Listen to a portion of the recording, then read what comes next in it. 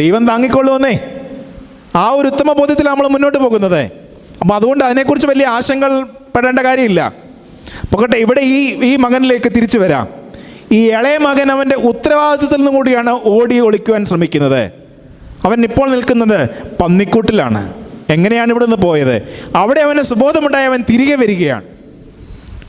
അവൻ തിരികെ വരുന്നതിന് ഈ അപ്പൻ കാത്തിരിക്കുന്നതായിട്ടാണ് തിരുവചന ഭാഗം രേഖപ്പെടുത്തിയിരിക്കുന്നത്. ഈ അപ്പൻ എങ്ങനെയാണ് കാണുന്നത്? ഇവൻ ദൂരെ നിന്നേ വരുന്നത് അപ്പൻ കാണുകയാണ്. ഇവൻ ദൂരെ നിന്നേ വരുന്നത് കണ്ടിട്ട് അങ്ങോട്ട് ഓടി ചെല്ലുകയാണ്. ഞാൻ മുമ്പേ പറഞ്ഞ അവൻ ഇവിടുന്ന് പോയ പോക്കിനെ കുറിച്ച് ഞാനൊന്ന് പറഞ്ഞിരുന്നു. അവൻ ഇപ്പോൾ വരുന്ന സമയത്ത് കാലയിൽ ഒരു സ്ലിപ്പർ പോലും ഇല്ലാതാണ് വരുന്നത്.